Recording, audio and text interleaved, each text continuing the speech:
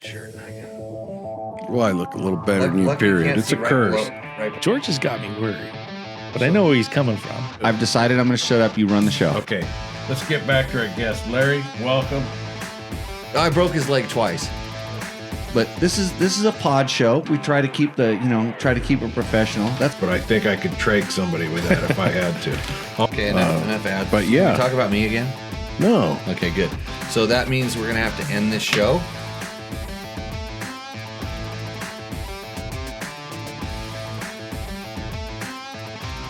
Cut it quick enough. Okay, here we go. Here we go. Oh, okay. You want me there? You get headphones or what? Welcome to Tech Talk Taco Tuesday. Tonight we have a very special guest coming in. All the way from Encinitas, California. His name's Larry, Captain Larry, to most of you out there. But Larry's going to speak a little bit about what he carries on his motorcycle rides. But first, if you're just tuning in, we fired Jimmy. Oh, there he is. Yeah, there you go. Yeah, just put that up. I like that. No, Jimmy's been asked to step aside because he's just no longer worthy, according to recent polls and figures. The latest polls have him behind by 42 points. But anyway, if you're just tuning in, this is supposed to be a show where we talk about dirt bikes or motorcycles. Dirt bikes and dirt bike related products. You can say motorcycles and you can come in live. You didn't put up any. Oh, there it is. Logan looks very old. Mark Daniels. Hola, Jorge. Good. My name's George. I've been on here before. Most recently, some of our viewers have asked for my presence more frequently on the show, and so that's what we're doing here today. Anyway, sponsor list. Jimmy, do you have a sponsor list? Yeah, right underneath the goggles. Well, so these are some of the people that bring this phenomenal show to you. Yamaha, of course, Yamaha Motorsports, Taco Moto, Scott Sports, Climb, DDC, Trail Tech, Fasst Company, Bulletproof Designs, and Double Take Mirrors. Thank you, all those people who keep Jimmy afloat. So tonight we're going to have an episode on very talented athletes and how they repel money and they can't seem to monetize their previous careers. But anyway, sitting next to me is, I didn't say you could speak. Is there any audio on this whole thing? Did you check? No, I didn't check. Okay, you got it. How do I know? Somebody's got to write in. If we had a viewer, we could. You don't have any know viewers? that, but we don't have any viewers. Victor, can you hear me? Do we have to do sign language? Are we going out? Okay, we're going out. You're running the show, everybody George. Here, so we're great. So sitting next to me is Larry. Larry is a retired captain. He's an EMT. Yeah. Right? Still current EMT. Yeah. Good friend of Jimmy's. Good friend of mine. And you're flashing all this stuff around on that screen. It's distracting me. It's pictures of you. Wait a minute. If they wanted to have me on the show, like I could be right there. Look. So you could just pretend like you're me and just babble relentlessly. You don't want any of those papers right there. That's old stuff. The papers you need are right in front of you. Your producer. Oh, okay. You told me before this show. Hold on. You told me before this show. I distinctly remember you said, "Why don't you just step aside and push the buttons like the other monkey that used to do it, and I'll handle it." Monkeys plural. You've had a couple. Right. Yeah, I'll handle it. Yeah. I didn't use any names. Okay. So. And by monkeys, I mean a very obedient servant. Yeah. Well, I'm going to wait until somebody else can come in here to help answer some of the technical questions. But I did want to read one note sent in by Sanders Sandwiches 1623. Let me quote him. George is great to keep Jimmy on track with his scatterbrained thoughts. You two work well together, but I can't help but notice that George reminds me of the comedian Steven Alexander Wright with his monotone voice. What monotone voice? Can't you hear all the excitement and inflection? You should co-host more because you keep Jimmy moving forward and on task with the show. Thanks for the funny and informative content. 208 shows and still haven't figured out the correct sound. No, we haven't. Well, we're working on it. I'm over here pushing the buttons like I'm supposed to. Could you hand me that bag? Off screen. Oh no. Absolutely. Hey, you see, this is why you hosts need a little bit of help. There's a certain amount of show prep that should be done. Yep. And as a professional, in all aspects of my life, professional. Hold on one second. Here, George, you know what a real co-host does? Yeah.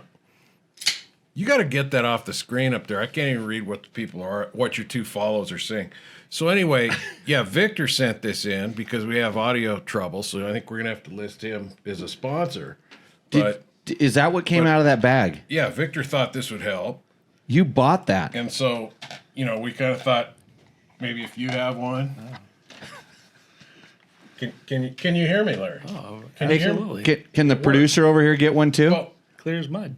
this one, it's kind of a three-way thing. This one I think needs to That go goes out to our guest. to the internets. Yeah.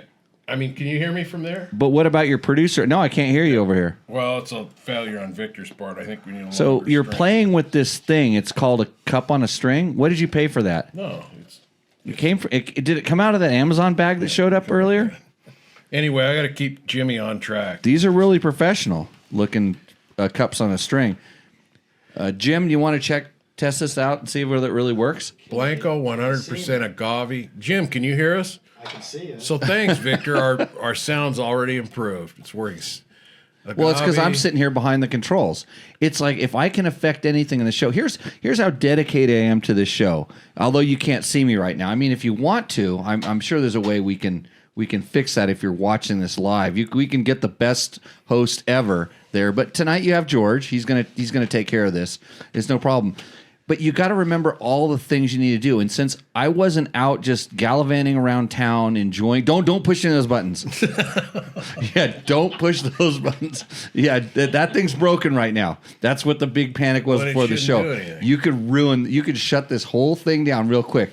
Wouldn't be the first time, would it? So, I wasn't out. I was slaving all day long behind the computer, in the backgrounds, making stuff happen. The stuff that a producer should do while you guys were out, like riding your dirt bikes and shooting your guns and hanging out at the Italian restaurant. Thank you for getting me a pizza, but I didn't expect a pizza.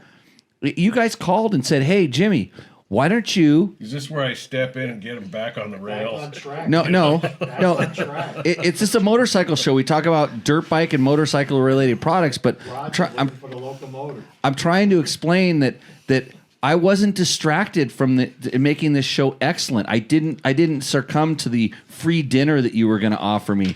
I stayed here and slaved behind the scenes so that I could be prepared to say, "Hey, you know what? The Tech Talk Taco Tuesday T-shirt, which Larry is wearing right now." He doesn't even know it, but he's wearing the new Tech Talk Taco Tuesday T-shirt. Here, Larry, take that shirt off. Okay, so good, but it looks a lot better on you.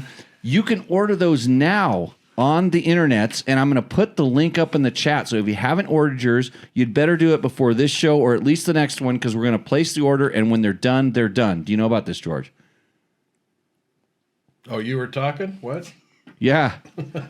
I was hoping that.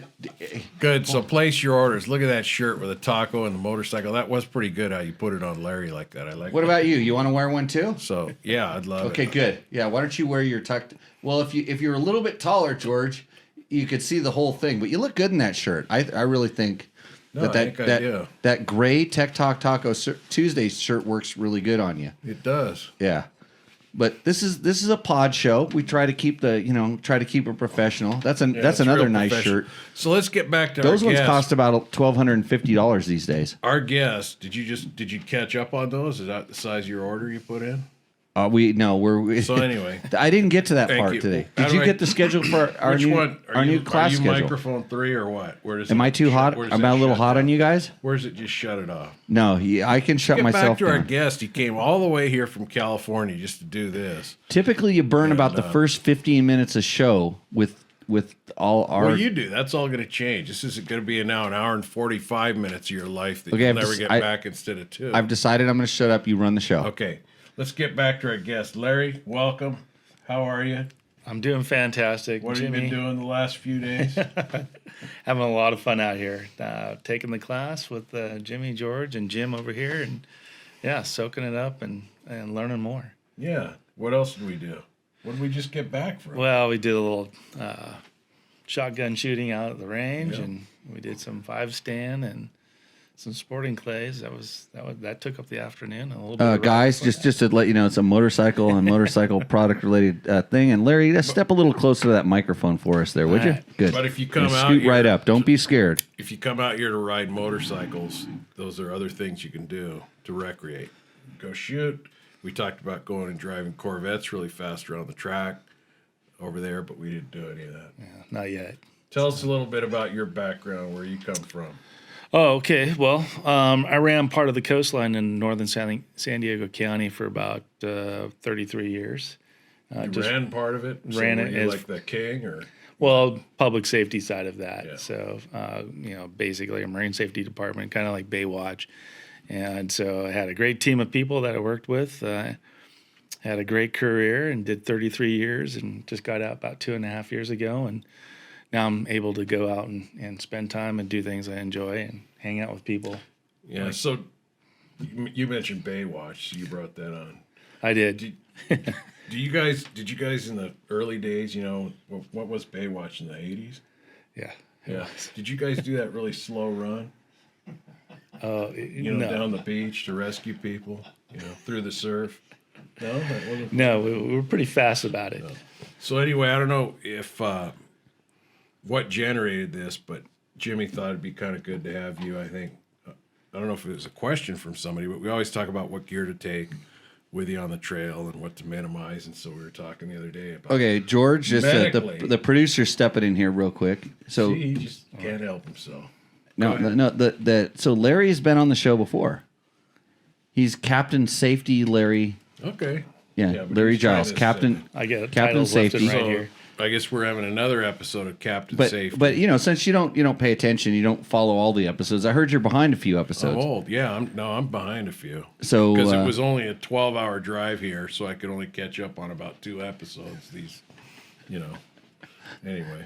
So yeah, you need to talk into the mic just a little bit more. Just gargle that thing there, Okay. George, too. Well, I'm turning towards Larry a little, so I got to Right. turn the mic. Yeah. So we talked about first, what kind of injuries might you encounter that would render like immediate attention and have to do something? Like we talked about, we just went for a little ride and we're out there in the desert. What happens? What would be like life-saving or critical type of injury where you'd have to take action, I guess? Yeah, so I don't know if I could provide a little bit of a takeaway from this segment here. I look at it for myself or people I'm riding with. If we're out, in a rural area and it's a long ETA for, first responders to get there and help you out, what can you really do? And so I brought my pack here tonight, and so I carry this pack on my back every time I ride. And so some of the things that I think about is like what's actually possible out there that you can stop something from progressing to a serious situation. And so I think, as an EMT and a lot of the calls I've been on, I ponder all the time about like, hey, if I'm in an incident or my friends are, what am I going to do that will make a difference? Who makes that pack? So Climb makes this pack. Like that, Jim? When you so George, just the one little tip here. So when you read off the sponsors, which you probably got to, but might have been distracted by the producer. I just read them through them quick to come Right. by. So at this point, you would roll down there and say how much fun you had not ride. How bummed out you were because when you were riding today, you weren't riding an awesome Yamaha like I always do. Right. No, I wasn't riding the Yamaha. But you today. guys got to ride Yamahas this But I weekend. rode Yamahas all weekend. How awesome is the T7? Well, that bike, it's a real tall bike for me. Well, because I put a tall seat on it. We so also rode another bike. You wanted me to talk about that one? the 450 or the 250? No. The 250 needs some work. No, what is that? What was that? WR 250. 1100, 1,700? What else did you ride? There's some red out there. Red ones. We rode red bikes. Well, Red Company. Red Company. I did like Hondas. Yeah. I don't remember. We have the test bike. Transalp. Yeah, the Transalp. I forgot about that. Transalp out there going around. Yeah, that's But not. anyway, okay. So yeah, so you'd say, hey, Climb, one of our sponsors, makes these awesome backpacks. That's called the Climb Knack Pack. That's the one that Jimmy Lewis wears all the time. It is. It has You just know what? I was wearing an older version of that today, riding. right. I don't know. Maybe it's the smaller one. It's a little bit smaller. Or is that just a new version? They've changed them. They've updated them a few times. They Anyway, make good yeah, updates. I had one, and I wore Scott goggles with that transition lens, which leads me to ask another question, but I'll do that later. I'm just gonna have a sip of beer, so you keep talking, doing this show So hosting anyway, thing. Larry carries in his pack regularly. Yeah, so if you don't have a plan, that's a plan to fail. So I come up with a plan for myself and people that I ride with, and some of the things that you can do in a rural situation if you have a crash or you land in the rocks or in the bushes and you have multiple injuries and things like that. One of the first things that really come to my mind is bleeding control. And in that situation, there's some really simple things out there that you can have, and I carry this in my pack. I bring 2 tourniquets, and I size these tourniquets up, put one around my leg and the other one around my arm. And I could do it myself with one hand if I had to. So you pre-size, they're Velcro adjustable, but you Yeah. pre-size it so you can slip one over your arm if your arm's bleeding Exactly. to that degree, and you pre-size the other one to fit over your thigh with your gear on or whatever. Yep. Okay. And so, here's your arm. I want to use you as my mannequin. So simply place it on there, and if you had to do it yourself, you can come up and go ahead and reach and grab this and go ahead and twist it with your with other my hand. good arm. Yeah. And basically, we're not going to teach you. Larry's arm's a lot bigger than mine, so actually, I think this is the Pull one. this tie. This is the one fit to his thigh. A good host of a podcast, since not everybody's watching this live right now, he would be describing what is going on. So, Captain Safety Larry now has pulled out the 2 tourniquets that he carries with him. And Larry, what are they? Are there brands? Are they easy to find? Where do you get these? So you can get them online. There's all sorts of different folks out there, companies that manufacture these. And I picked this one. I like it a lot. I don't want George to go to the point where he's going to lose circulation, but it's quite easy. Oh no! Let him. It's fun because he likes to overserve me on take this the show. Safety off. Yeah, we got a little gate right So there. I'm already dead, So basically, and it just hooks in on itself. Yeah, Here, I'm just- familiar with these, but even though it doesn't look like it, And the reason for having this, and I mean, this is supposed to put that right over my brachial, right? this is the first thing that you've pulled out. And remember, most people that are watching this show are probably like me, and they're not very medically trained. That's why I'm kind of paying attention to this because I want to learn this stuff. Why this in particular? I think it's one of the underrated things that you can carry that really going to make a difference. If you're out there and somebody stops breathing and, you can open their airway, do CPR, take a CPR class, that really does work. I've seen it, time and time again. And that requires no additional equipment. That's brain power. Correct. Yeah. And so that would be the first thing: airway, breathing, and circulation. And so if you can do anything, take a CPR class, go out, get a couple of these right here, these, great tourniquets. They're not expensive, and put them in your pack and just at least do that. Have that there. Do you think you can get that around George's neck? Well, Yeah, you don't use anything's possible. for a nosebleed. Yeah. Yeah, if you get a nosebleed, put it around your neck. Yeah, okay. But sure. if you want to take it the next level, the other thing I did, if for some reason you go into a tree or something like that, or you get a puncture or something basically penetrates and pulls out of you, basically I got this rolled gauze as a quick clot, and I like that. It works really well. You definitely need to get some training on that. There's different types out there, and so you can get on the internet and find what you think is going to be best for you to apply. Victor asked about quick clot. I have some quick clot in some of my kits around, thinking more along the lines of gunshot, and Now I can't read any of those comments up there, Jimmy. I'll handle the comments. You just pay attention to keeping the show flowing.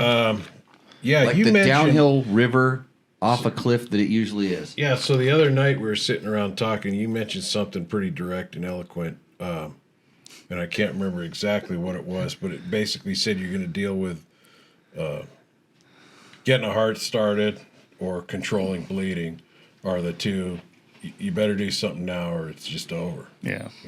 CPR and controlled bleeding are one of the two biggest things that you can do in a rural setting, and they're very easy, and it's an easy plan. And those things will make a big difference when those situations arise. And, sometimes you're just going to come across a traffic accident or something like that, and you may be the one there, and the only one to make a difference. And so they're light. I'm not carrying a whole bunch of equipment in here. This is, probably less than a pound. I put some other stuff in here, Band-Aids. The other thing I do carry is basically 2 blankets for hypothermia. Basically, I carry a blanket in here that is essentially it's a sleeping bag type setup, and then just a regular blanket that I put in here. And It's like some rubber gloves. Yeah, rubber gloves. And is that the kit you take with you if you go hunting? Because you're an outdoorsman and a hunter. I take it even when I go on the plane, I travel to other countries, and I just go to do a simple ride or something like that. This is my go-to pack I carry pretty much everywhere I go. And I have a kit. It's in a small waterproof zippered yellow thing. Adventure something. Okay, we're gonna get to these questions They make here. a lot of them, and it has all that. But the tourniquet, I'm weak on it. I know I need to get them. And most first responders these days, I think, are going to have a tourniquet on them. Your cops, your firemen, and all that are going to have a tourniquet. So, questions on. Yeah, gonna do a couple questions here. So it You want says online? There's a little bit of comments, a little bit of questions. Somebody says crazy glue. Yeah, that's gonna fix a lot, Larry. Well, have I used it because there's nothing else out there to use? Well, a doctor or your local EMS provider or county EMS are going to say no because there's obviously some chemicals in it. There is medical grade kind of glue that they use to patch up wounds and things like that in the hospital setting. But I've been down in the Baja and gotten cut and didn't have anything else, and it was going to be a day before I got to a doctor. So it does work. But you're gonna. I don't recommend it, but You're gonna either pack with the quick clot or something Yeah, a so- life-saving thing. To me, I think of using crazy glue as, this is gonna bleed, for 4 hours while I go home. This is a pain because it's running over So my eye. So I might crazy glue that. I don't think I'd.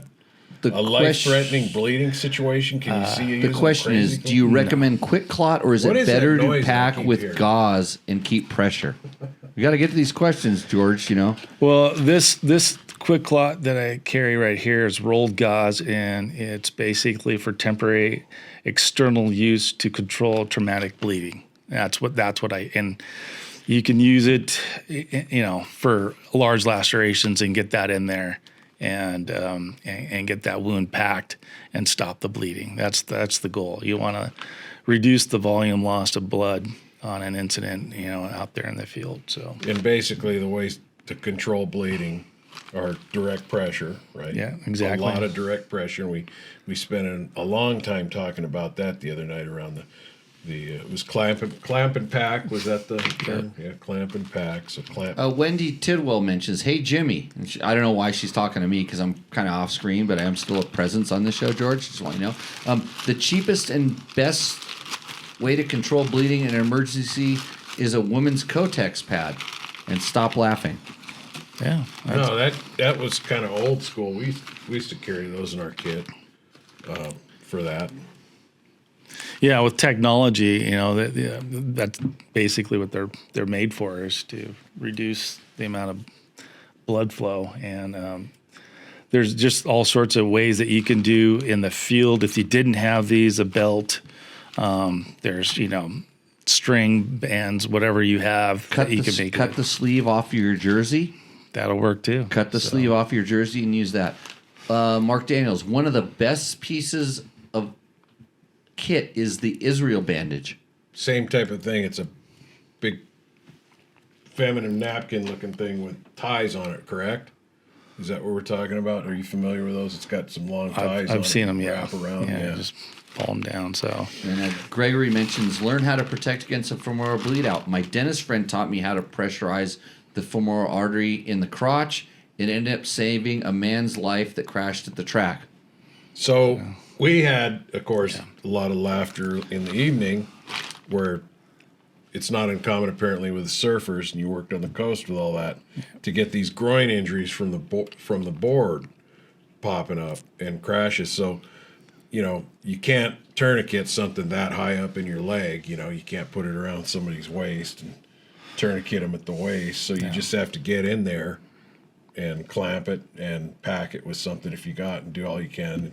Larry's got some graphic illustrations of life-saving techniques he used, and the person even came back later after they're all good and thanked you and showed you the scar. And we've had those, and we've actually had shark attacks. Those wounds are so massive, and we've ended up just using a trauma blanket and a lot of duct tape and just packed it as best we could to reduce the amount of blood flow that was coming out. And you have to improvise sometimes. These are just basic things that you can carry that will take care of most situations, but it's not going to cover everything. And so just got to keep your head about you and try to improvise when you're out there and do the best you can to turn that situation around and make it as best as you can, get that person back to medical help. With fractures, which seem like they're pretty common in things, what are the underlying dangers? I've always heard, you want to immobilize it, right? You don't want it to do other things. So what are the other things that you're worried about when somebody has a distorted arm or obviously fractured arm? Other things inside could be broken and cut, and moving it and not immobilizing it could break and do more damage. Oh, absolutely. And, you're always concerned about the internal bleeding or injuries that occurred from, traumatic, falls and collisions with rocks or other bikes or cars or so on. So, you got to be able to just, get as much, I would say, training as you possibly can. Go take a first aid class or a first responder class and, try to pick up some of those techniques and tools and ways to identify, certain situations as they develop out there. And, there's signs and symptoms that you can pick up on quickly in those unfortunate situations, and treating for shock is another one. To be able to recognize that's a good tool. But getting back, CPR, learn how to use a tourniquet, go take a class, for a first responder or advanced first aid, and those will very much help you and the other person that are out there. So the other thing is learn how to put this on yourself. A lot of situations you're by yourself and you end up getting injured, and this could save your life. So I highly recommend this. And I would say, like you said, breathing, circulation, bleeding, and those things that you have to almost instinctively and quickly react to. After that, I would say, having been in a lot of these situations, slow everything down then and formulate a plan before people start running off and doing things, because everybody wants to help, somebody wants to do something, they want to get something in motion, but oftentimes without much thought put into those, now you've kind of made it worse because somebody's run off to go get some help. George, really it kind of sounds like you helping me run this show a little bit better. That? Yeah, your technique, formulating a plan, right? Oh. Do you want me to do this too, like that? You run. Hold on a second. You'd look a lot better in a. Well, I think Larry would look a lot better in a Jim and Lewis off-road T-shirt. No, wait, no. What T-shirt is this? Oh, the Tech Talk Taco Tuesday T-shirt. Which, by the way, the link is up in the chat, and this may be the last time you'll be able to do it. And to the person that commented in the chats that they're waiting for their invoice, of course you're waiting for your invoice because you saw how long it took me to get the form built up. But the invoices are coming. Somebody asked if there were 2XLs and 3XLs. Did you address that?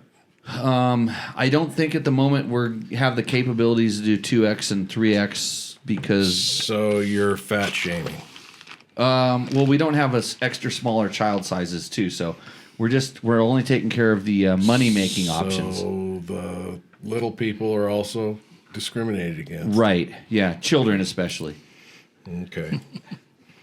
Well, good. Anything else you want to add on that public safety side? So Larry, A I'm little bit. I'm super interested, and we're actually I'm trying to keep this section a little light because when we're talking about like having punji sticks go through you and bleeding out from compound fractures and all this shit that happens to us on dirt bikes. At some point, you're going to experience this, and I don't carry a tourniquet. Have never carried a tourniquet. Going to get one of those. I'm going to put it in my kit, and the same thing with the. You now have a look at that. tourniquet. Went right off the side of the screen here. There you go. And the other one is like I said, packing something to stop like the bleeding. Because when you think about the stuff, you come up on somebody. I'm just going to throw a scenario out here. Unconscious guy. What do you do, Larry? Go up there and check and make sure they're breathing. That's the first thing. Okay, good. Everybody's got this. This is important stuff. Okay, unconscious guy, check their breathing. Okay, let's say maybe not breathing. Where do we go? Open their airway. Open the airway. So then we And get some training do on that. how to do that. Yep. So that's CPR training. Yeah. Right. Okay. Let's say they are breathing and stuff. What are we doing at that point? Well, you're checking them for obviously injuries, and you want to make sure that they have good circulation. And So that's at that point. Check the pulse. yeah. Well, if they're breathing, they've got a pulse, Right. obviously. But then you start getting in your primary and secondary survey type stuff. So that's a little bit more advanced. But yeah, your ABCs, airway, breathing, circulation, is your first three things you want to do right away when you get on scene of a situation. Unless you were there and watched it all happen.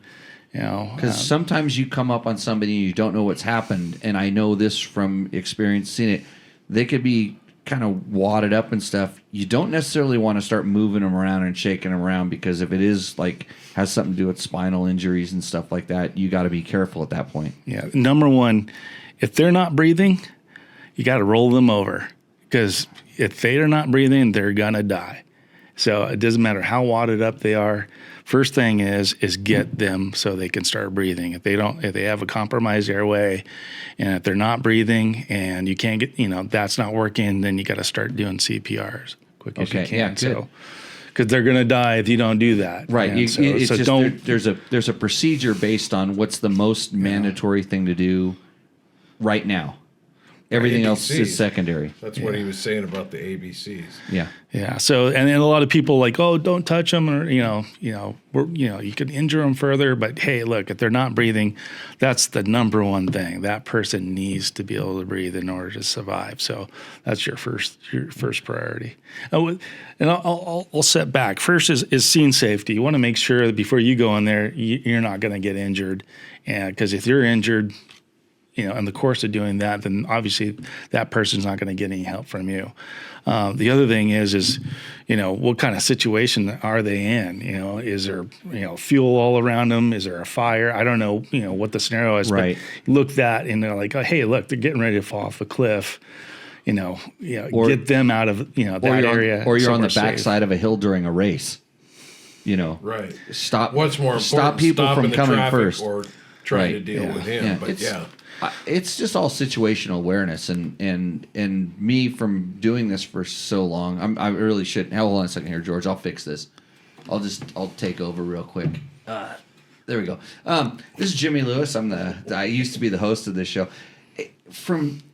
I realize how naive I've been in a lot of my years of racing. But becoming a certified motorcycle coach through USMCA, having to take the CPR classes, learning about a lot of different things with heat exhaustion and different stuff. This stuff, don't take it lightly. We joke around a lot on this show, but the reason we brought Larry on is because he understands this stuff. He's always on his A game. It's like no matter how much we're joking around when we're riding, he's out at the class and stuff like that. He's always got his eyes on to what's going on, and I totally appreciate that. And then every once in a while he'll say, hey, and then drop some knowledge about kits in the thing, just situational awareness about like, hey, this person is looking like they're, running a little hot, different things. So it's a training that some of us don't have, myself included. And then George, you have a little bit of this. Hold on, I'll put George. Are you at all familiar, like when you become dehydrated? Can you speak at all to how your senses and everything sort of degrade as you become dehydrated? I mean, I've seen it many of times, and it's different. And with folks out there that have difficulty, talking, they're just, they can't see as well. Their just level of conscious is diminished, and it takes a couple times you've seen that, and then you kind of pick up on it a lot quicker.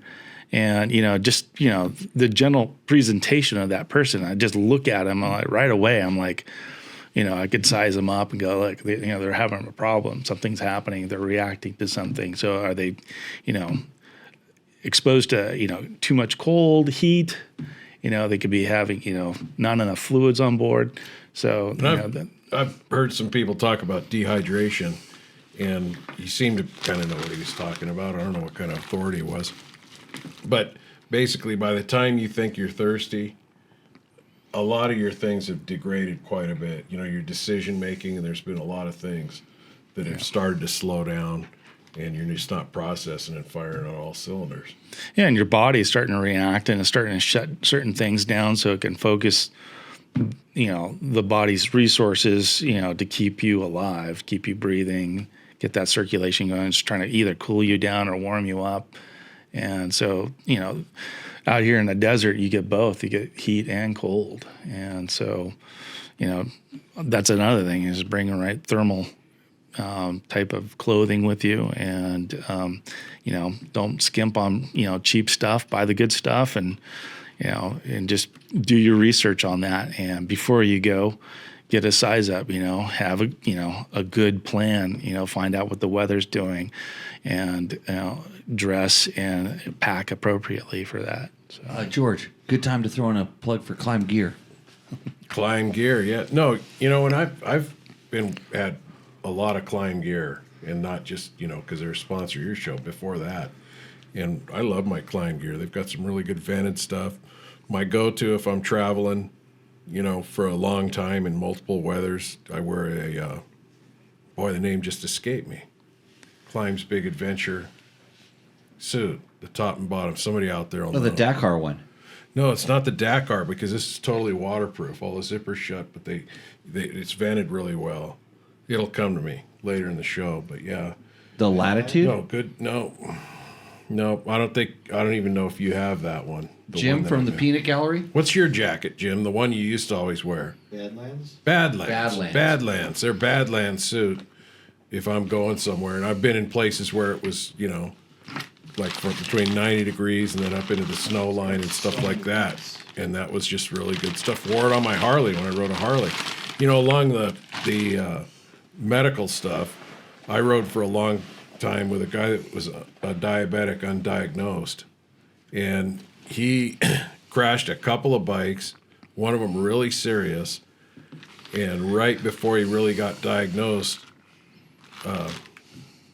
we kind of nobody really knew what was going on, but we looked back at it after we found out, and that's what it was. There were things like we get up in the morning, we're in a rush, he forgets his cell phone, he raced back to his house, he was going to catch up at our first gas stop. This was a road ride, and so he's all rushed, he's burning a lot of his, blood sugar out and everything, and he crashed a bike, wadded it up really good. And other times we saw him, he'd get goofy, and he made some other mistakes. He just failed to, comply and try and eat right. And he was trying to drink with the rest of us.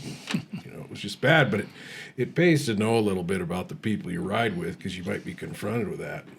Recognizing the signs of, a diabetic doing his things could save a life out there too. Yeah, and Jim had a really good point earlier speaking with him is, and we're just trained as EMTs, look for medical alert tags. They're usually on the wrist, on around the neck with the chain, and then there might even be some information on the kind of jackets that you wear. Some motorcycle apparel companies actually put tags on there so you could put information in case there's an accident, and it's basically about you, who you are, age, any allergies, things like that. Medical conditions. Hey, Larry, wasn't it really interesting how George was able to talk about that crazy friend of his that crashes all the time and does all the stupid stuff in the third person? Yeah, I found that really interesting. Well, something else we discussed. Good on you, George, to exemplify stuff that you're very experienced in. Then the other thing we were talking about a little bit at dinner, and you weren't there, Jimmy, but you're certainly in my thoughts, was what if you have a good friend of yours that's, mortally injured, and they're asking to be put down along the side of the trail. And I don't mean, put down like I put you down when we're on the show, or right. You put me down. Yeah. And so we pose that to Larry. Do we really have this usually discussion? You can find a rock, and I or wasn't something there. heavy, and where do you hit somebody? How hard? How many times? Jim brought up, what if you become too fatigued to finish it? But anyway, what other questions? Andrew McDaniel says, "Why didn't you call me for this one?" It's like we've got Captain Safety Larry here. Like we've got Larry, the best of the best. Oh, so Victor's got something. Serious adventure riders and off-road. Look, Victor, what do I got right here? Oh boy, you have your glasses Off-road handy? tour guides organizers should learn. You need to shrink that. Learn how to do a field tube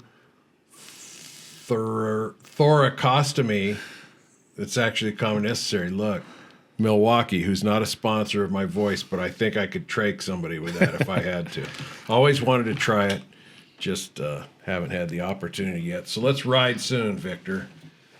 Yeah, so Troy Hicks says, he's talking about the Climb jacket. He says the one made from whale foreskin is the Badlands. It's insanely overbuilt. It is. It's way overbuilt. How does it feel to have the whale foreskins around you, George? I don't know. It's warm. Hey, we like to always talk about a lot of our sponsors. Hold up a sponsor product. Grab a sponsor product on the table. Scott goggles. I wore Scott goggles with that.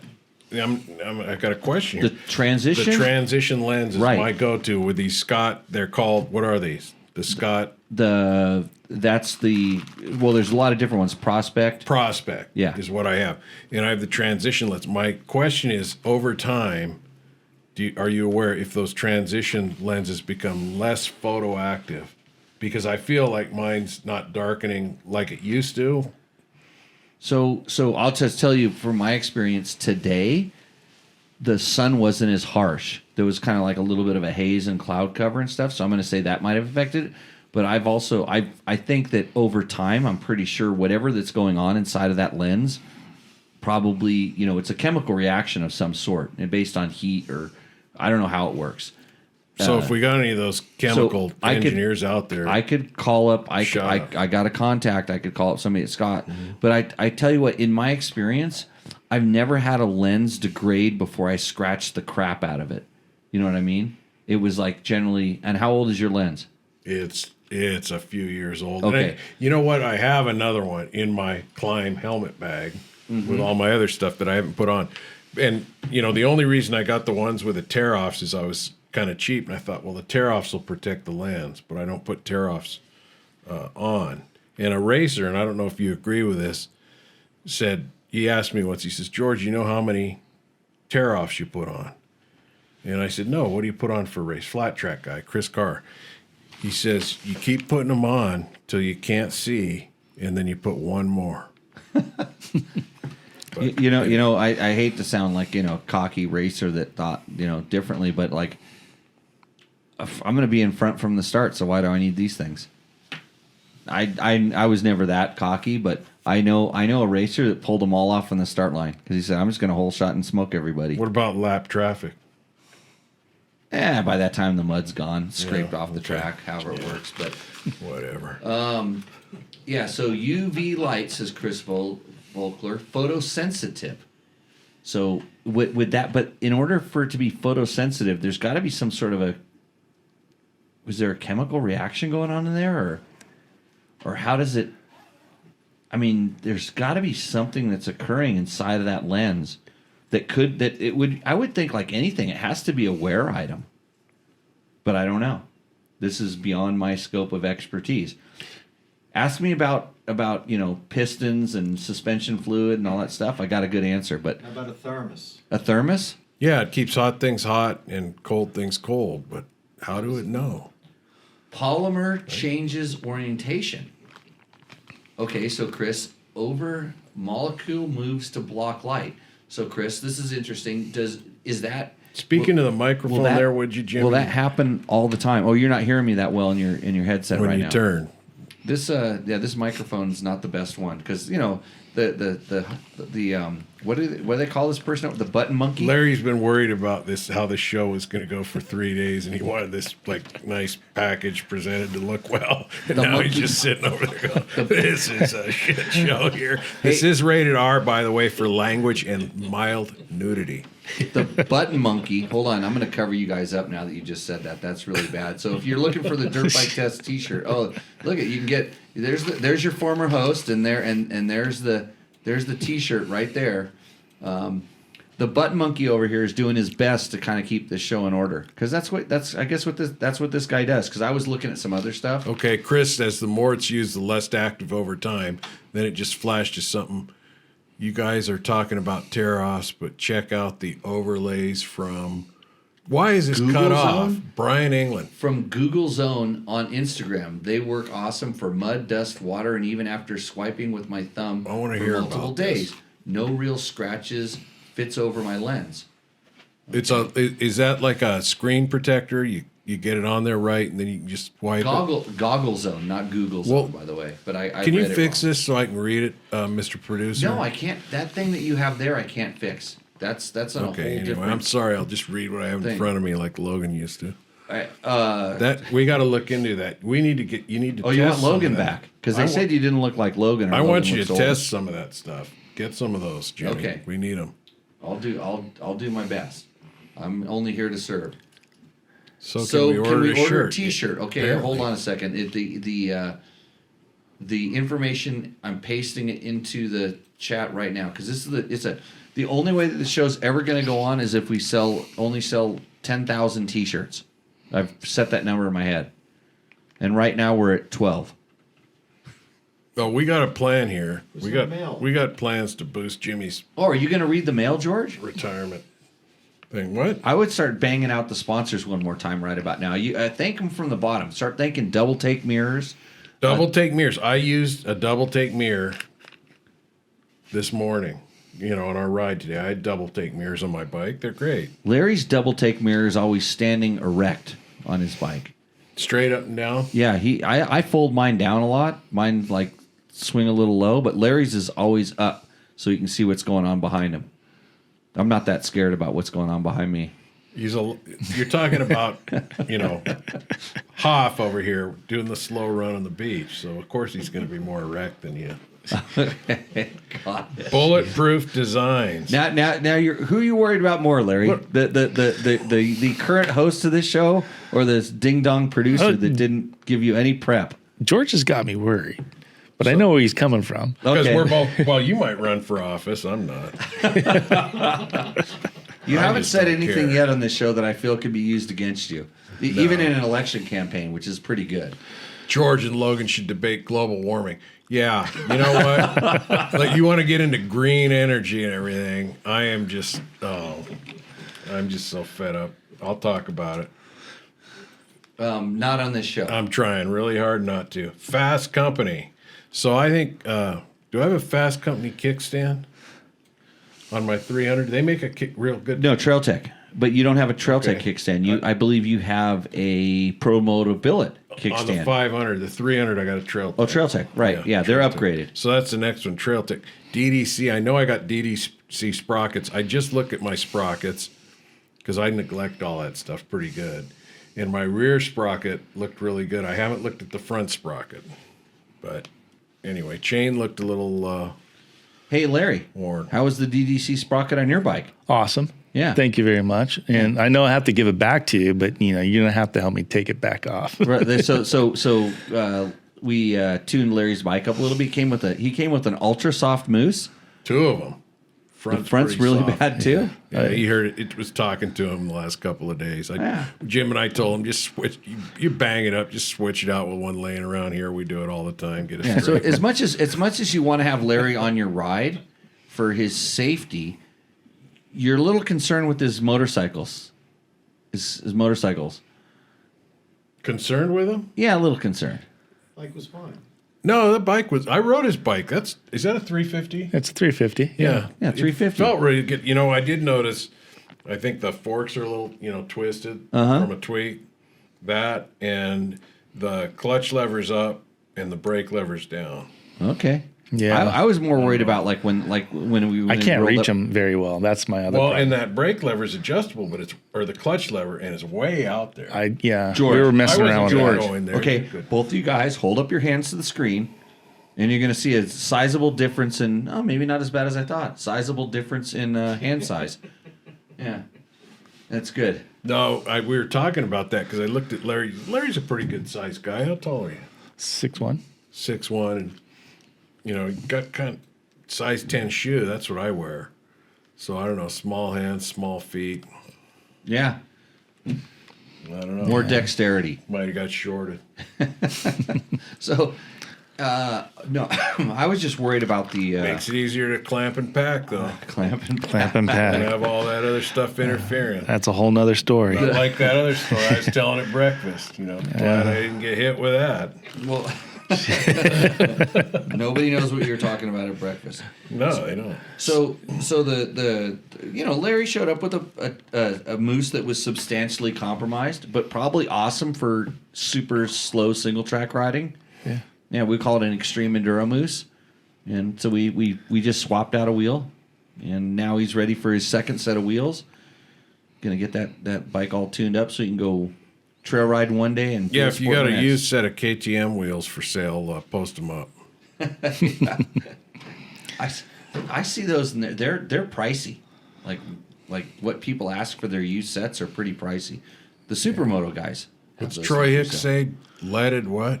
Gas. George wants to sniff leaded gas. Okay. Troy's not very nice. He's being mean. Tony just ordered 2. What, the goggle things? Goggle zones. Whatever. Whatever. I'm gonna write Brian- that down because I'm not gonna look through this whole shit show again to find out what they were. Goggle zones. Once you host it once, you're gonna be over the whole thing. Oh, Keep I don't talking. know. Remember. I don't think I've been able to host it because you're just flapping your gums over there. So do we have any other questions up in the thing? You can roll it back. No, we've kind of covered all the questions there. Why don't you start Let's hitting go. the questions on the Funny, chat. I was just thinking of that. Hey, so I don't know. Why don't we do a quick review? Because this is where the show turns to crap is when I get on the over there. Why don't we do a quick review? So it's the air when somebody's ABC. down. ABCs. Airway, breathing, circulation. Airway, breathing, circulation. So that's where someone needs to start. Circulation's your heart's beating. Heart's beating. It's good. That's good to know. So airway, breathing, circulation in those orders. It would never hurt to take a CPR class for anybody. I think it's a must. I mean, it's even sidewalk CPR. That's try to get that. That it takes like just a matter of minutes. You get a hold of your local fire department, ask about that, and basically that's a just chest compressions only. You just found somebody out there you don't know who they are, and you're not going to lock lips on them and do breathing for them. But at least you can do compressions. Me and George are out on that one. We want to go to the full lip lock. Man, and it's funny because in my lifetime, I think it's switched, CPR switched 3 times, right? Oh, and Why our do you wanna do careers, it? 'Cause yeah. we weren't doing it we weren't doing breathing for a while, right? Wasn't Yeah. there that middle window? They said, don't give breaths, you just do compressions. There's enough air going in and out of their lungs with the compressions, right? Yeah, it's changed quite a bit. Yeah. So that's a good thing to do. maybe if you're going to be out remote or even at the track, just think if you're at the track and someone does have an injury, like one of our people in the chat said, they saved somebody at the motocross track because they had some of this stuff. They were able to, use the tourniquet, or I think it was the compression or the what'd you call the other thing? Clot. The Quick clot. Yeah, the clot thing. So you never know when, just having these things handy, because if you don't have it, you don't have it, whether it's training and or just the small piece of equipment that could really change the outcome of a day. But yeah, and also check, because right not far below this neckline here, I have a tattoo that says DNR. So make sure you comply with that. Do not resuscitate. Okay. What does that one on your butt cheek say again? Made in America. I don't think it Easy, was. Larry. We're going to have to cut you off the show right now. Want to go into our my Actually, if you want to bloodline? sit off You wanna stage, talk about my bloodline? you can help me with our tequila tasting segment that's going to come up next. But before that, we're going to go ahead. So the other big important thing in there that doesn't take special training is, like you said, make sure it's safe and don't create more of a problem because you're parked in the middle of the roadway on the freeway or highway, or Would you around a corner, where somebody's going to come barreling along. Those things I think are very, very important. Would you call that secure the scene? Yeah. Maybe? Yeah. Scene safety and Scene safety. situational awareness. I think that just goes everywhere. When you're riding and then you have your situation, whatever it is, what caused it. And I've seen so many bad plans put together in haste, where somebody puts something in motion, and as soon as that person's out of sight, you're, darn, we should have thought about that. So try and take that extra half a step breather before you really put your long-term get help plan in motion, or moving somebody or whatever. There might be a lot better plans. Cool. Okay, tell everybody we're going to go on ad break, George. Already? Okay.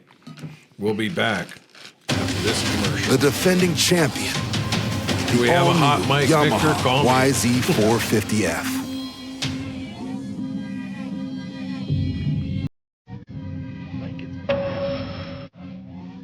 Check them. Back up, Jimmy.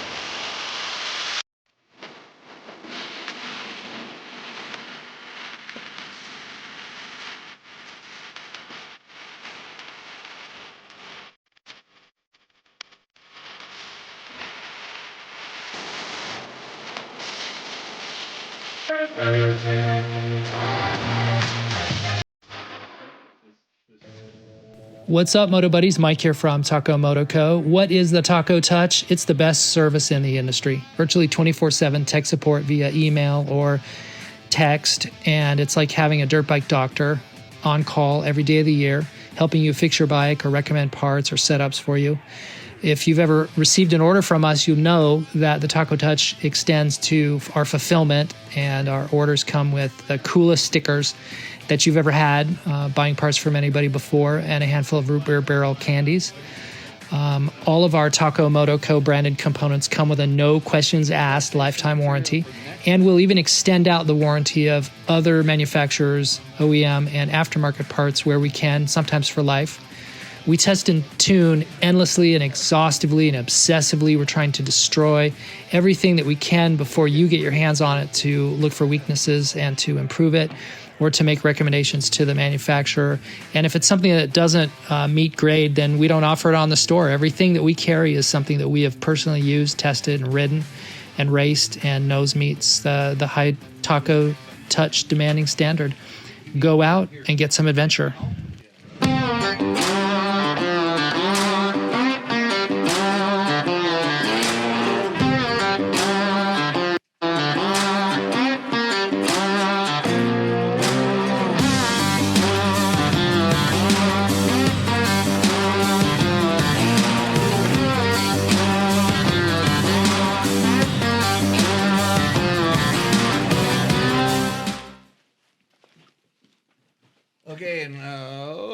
Okay, we're back. Hey, welcome back to the show. Your regular co-host, George, took my handcuffs off. I mean, it was fun for a little while, but it's really not going to work. I'm going to get my things here. I'm curious if you guys have any questions about that Trevor Hunter can answer, because I know he attracts a big audience to this show, and he's been out testing bikes and whatnot, and we could call him and figure out what's going on. I'm still trying to figure out how to push these buttons, but we do have some questions. Larry, thanks for coming in and give us some safety talks. Yeah, you're welcome. I guess I owe you a Tech Talk Taco Tuesday T-shirt. Maybe it looks something like this. Yeah, right there. Yeah, Thank you very much. Yeah, Larry. If you're looking for a Tech Talk Taco Tuesday T-shirt, they are available online. Check our Facebook's page or something. Look at the links on this show. Actually, I don't know if you can see when. I don't know how much you can see the chat. I don't think the chat comes unless you're watching it in sort of that live format.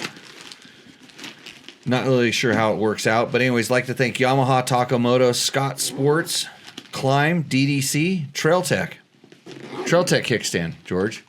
It was a Trail Tech kickstand. Fasst Company flex handlebars. How many people here have flex handlebars on their bikes? 3 of us. What? Larry, you're missing out.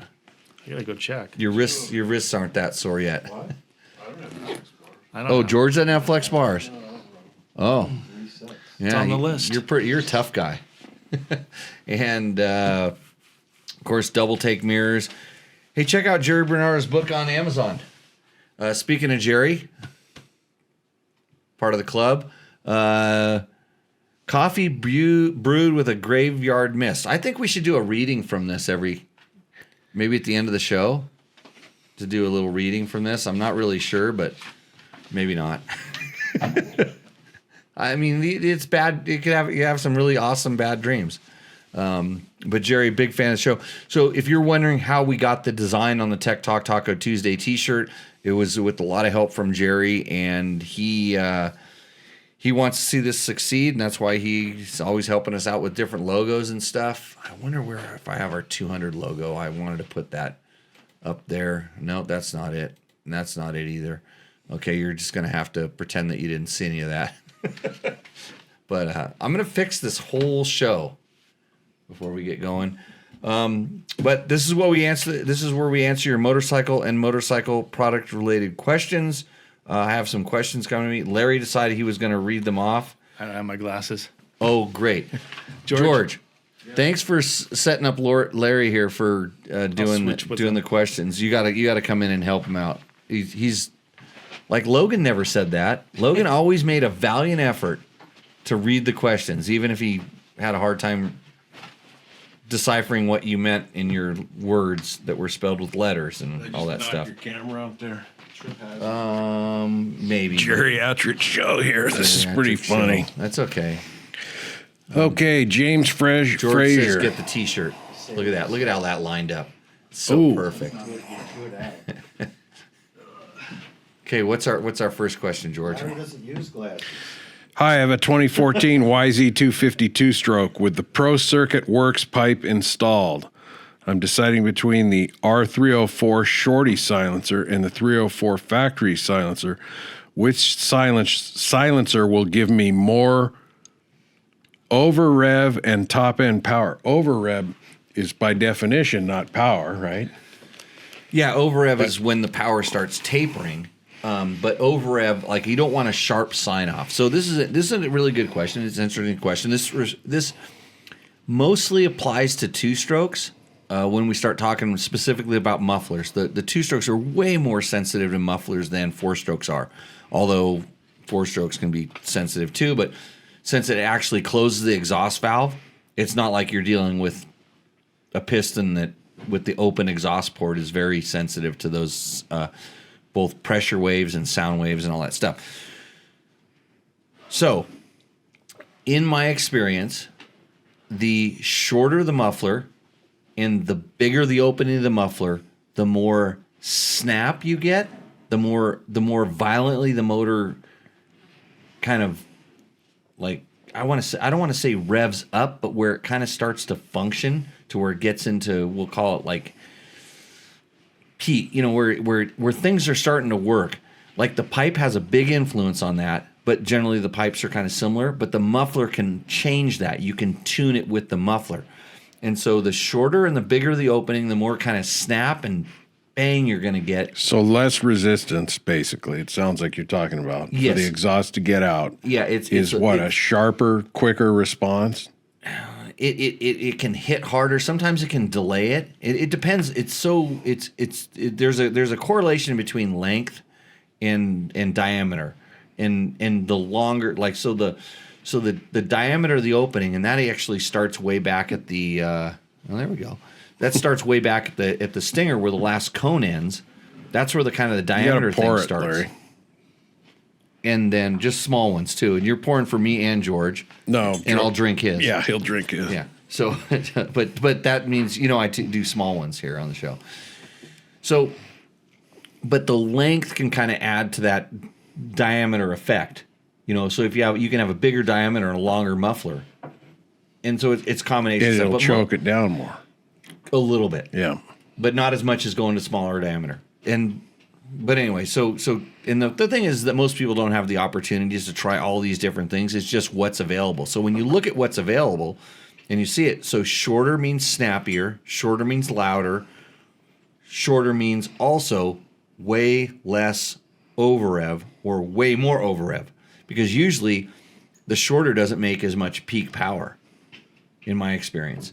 Or the peak power is sooner. Sometimes it can make more, but it's sooner.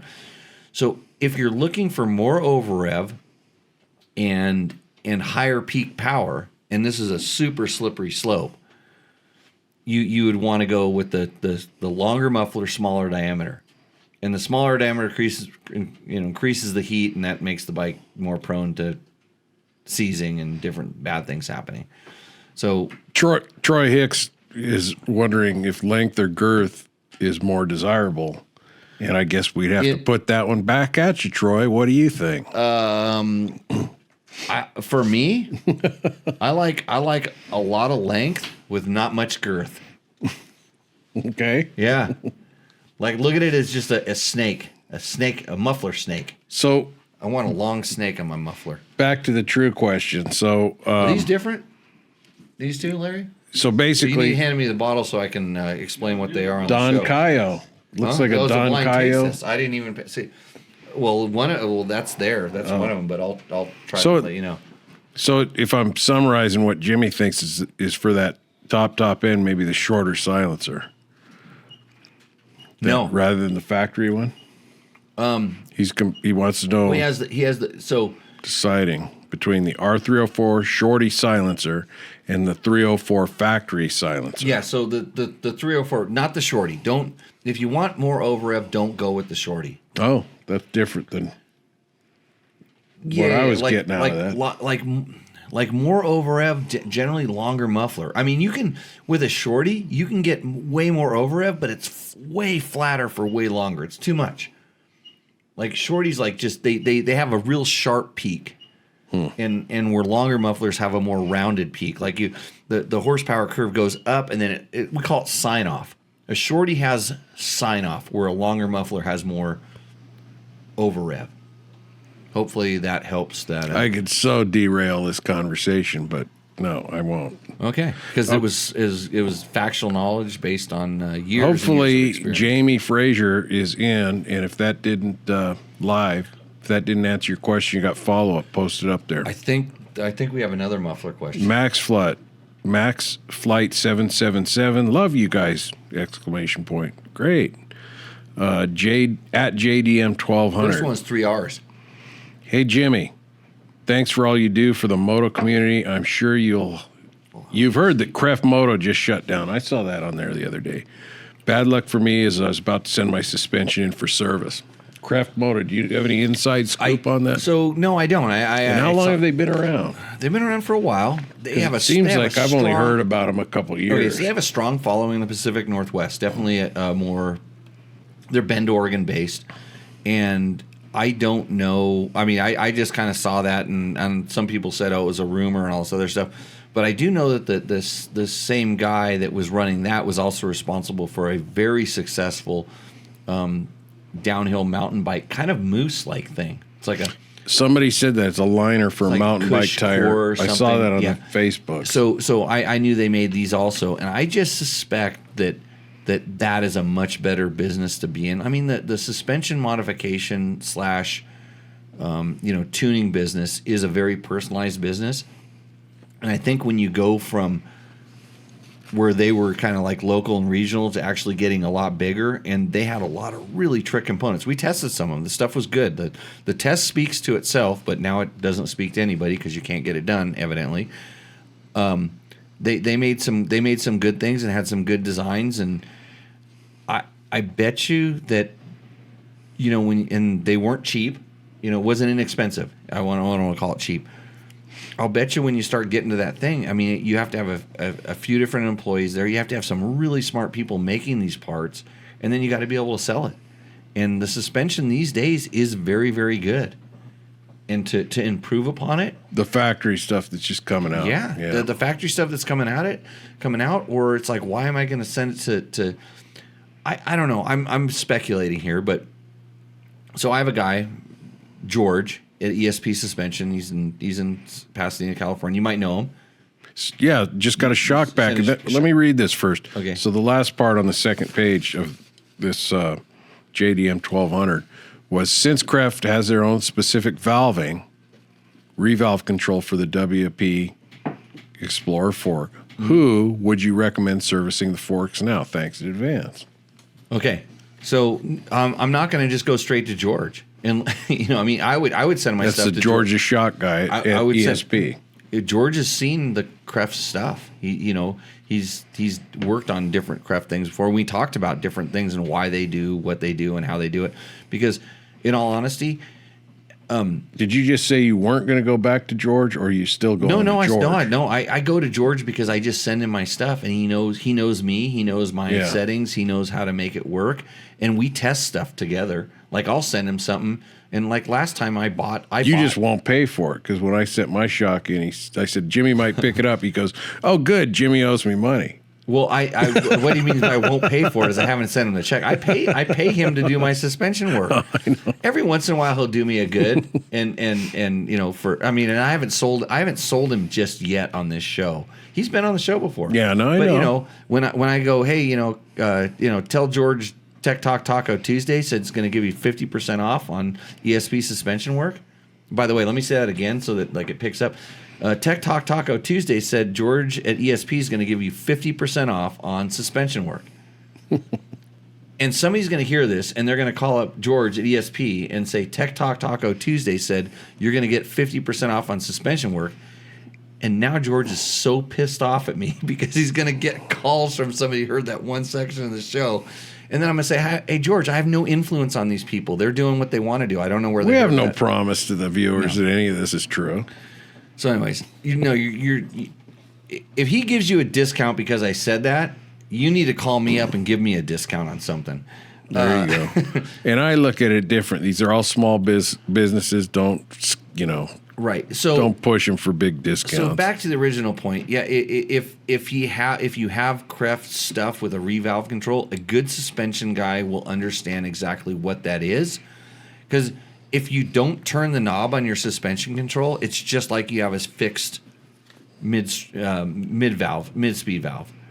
And if yours is in the middle and you send it to a guy, I mean, hopefully your Kreft stuff is so good the way it is, just get it serviced. But if you want it altered in a certain way, send it back the way you were riding it. In other words, if you're riding with the revalve control maxed out and your low speed compression unscrewed all the way, a good suspension tuner will say, hey, is that where you had it? Yes. And they would know how to change a couple things here and there to get it back to the middle. So just because they have some stuff in there, and that revalve control does work. I was pretty impressed with what it could do. I found that once I found my happy spot, I didn't necessarily want to change it all that much, which is kind of normal with me for suspension in general, other than when I do stuff with PDS shocks, which they did a lot of work on my PDS shock, and it went back and forth with them a couple times because the way I wanted it to work wasn't kind of, I'll say, along with their philosophy. And With that's- Crefts. And that's where, like, when I work with George, he knows exactly what my ideal feeling is. Like, I want something that's really progressive and ridiculously progressive at the end of the stroke. I like PDS, but it has to be set up in a certain way. KTM does a really good job with it, but it's not to say that it can't be improved. And especially for an individual, if you know what you want, but if you just send your suspension off to anybody and you just say make it better, send it to me. Like, send it to Jimmy at Dirt Bike Test. Just email it to me, and I will send it back to you. Of course, you have to pay me a certain amount, and I'll send you a sticker that you can put on it, and the suspension will be better. I guarantee it. What That's were we a joke. talking about? No, well, it's a truth, but It is the but truth. It's the truth, but yeah, you don't want to. You have to have a direction. When we start talking about suspension and stuff like that, you have to have a direction that you want to go. And like I say, they spend a lot of time making the stock suspension good for the quote average person. You're probably more average than you think in a lot of ways. You know, even if your weight varies a little bit or what your riding ability is. Like, trust me, they have a lot of, people, probably someone just like you that rode that bike at some point during development, and they got to that point where this is what standard is. Yeah, sometimes they use, there's some cost cutting in there. I think the air forks are probably the best example of cost cutting, and I'm still a big fan of air forks.